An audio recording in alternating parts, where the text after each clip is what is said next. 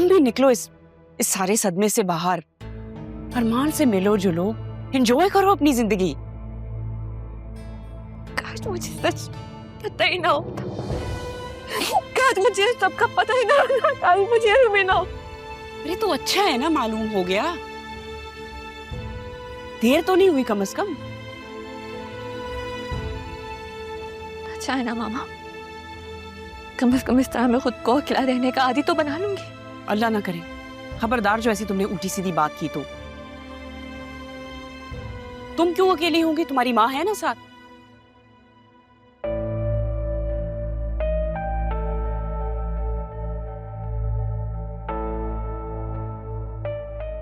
लगता है मुझे ही कुछ करना पड़ेगा।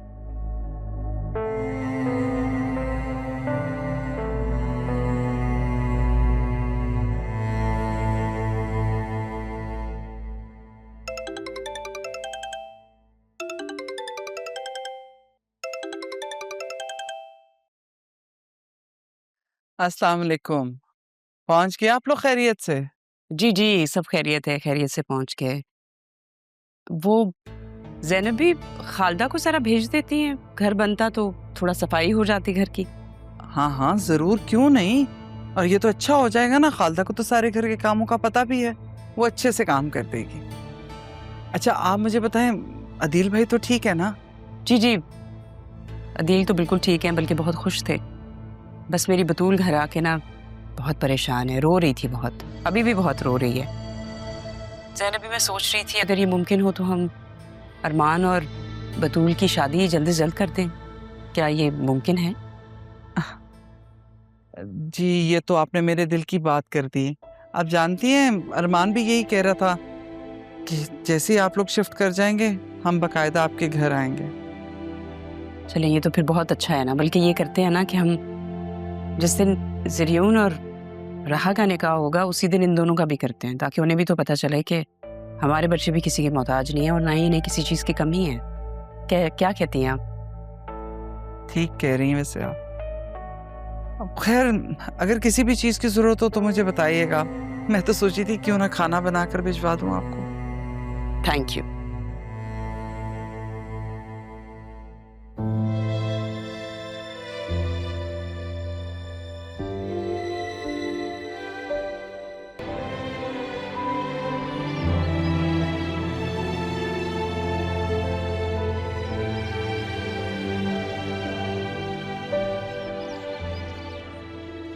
बेटा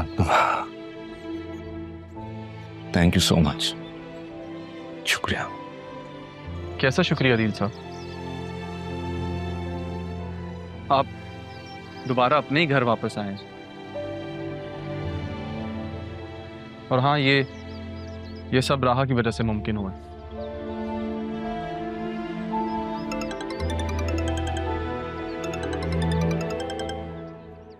हेलो। अस्सलाम वालेकुम मामू, मैं राहा बात कर रही हूँ। राहा, कैसी हो बेटा, ठीक हो? मैं ठीक हूँ, आप कैसे हैं? कहाँ हैं आप? हम बस अभी सैफ हाउस के अंदर आए हैं। चलो ये अच्छा है, आप अपने घर वापस आ गए। मामू आपसे एक रिक्वेस्ट थी। हाँ कहो बेटा। मामू अगर आपकी इजाज़त हो तो मैं सैफ हाउस में एक इवेंट होल्ड करना चाहती हूँ, कर सकती हूँ? बेटा ये घर जितना मेरा है उतना ही आप ही का है, उतना ही तुम्हारा भी है। वापस आ जाओ। मैं बहुत जल्द वापस आऊंगी ज़रियून के साथ। राहा बेटा, तुम वाकई ज़रियून से निकाह कर रही है? आप मेरे गवाह बनेंगे ना मामू? मैं दूंगा गवाही, तुम्हारे और ज़रियून के निकाह में मैं गवाह बनूंगा। ठीक है? ओके बेटा, खुदा हाफिज। देखा, इतनी बेशर्म है ये। इस लड़की को तो शर्म आती ही नहीं है। अब वो तुम्हें गवाह बनाना चाहती है और तुमने भी आगे से हामी भर ली। मैं ऐसा कुछ नहीं होने दूंगी, और अगर ऐसी बात है ना अभी, तो मैं उसे इस घर में भी नहीं आने दूंगी। मामा, इससे आपकी परमिशन की जरूरत नहीं है। पादोजान की विल के मुताबिक इस घर में उसका भी हिस्सा है। इनफैक्ट बिजनेस भी दादाजान उसी के नाम करके ही है। आसिया, तुमने जो करना था वो कर लिया और मैंने बहुत बर्दाश्त कर लिया, अब बर्दाश्त नहीं करूंगा। समझ गई तुम?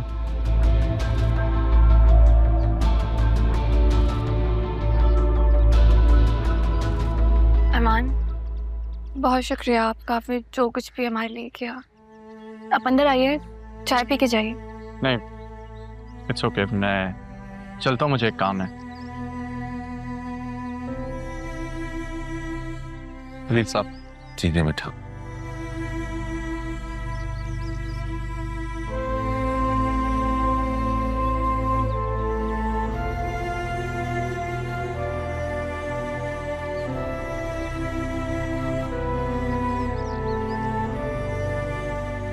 चलें बाबा।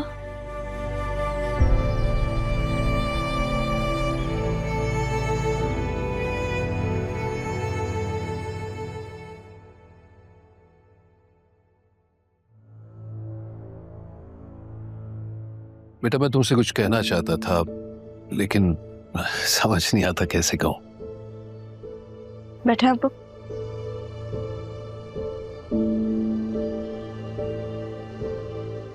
क्या हुआ?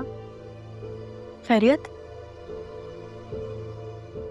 तुम्हारा ये जरियून से शादी करने का फैसला गलत फैसला है रहा। अरमान ने आपको बताया होगा। अब तो फैसला हो गया ना, अब चाहे कोई भी कुछ भी कहे। और ये फैसला अपने बाप को बताना जरूरी नहीं समझ। मैं जानता हूं बेटा, तुम्हारी जिंदगी में मेरी कोई खास अहमियत नहीं है, लेकिन इतना जरूर कहूंगा कि जरियून तुम्हारे काबिल नहीं है।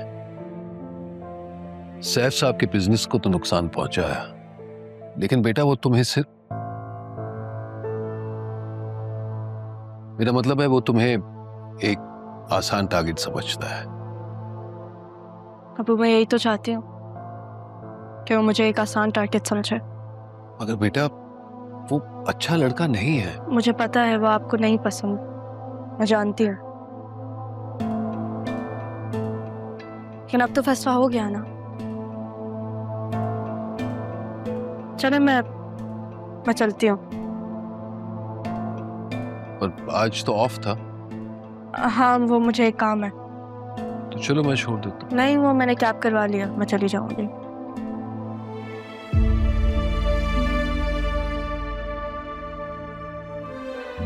अब्बू,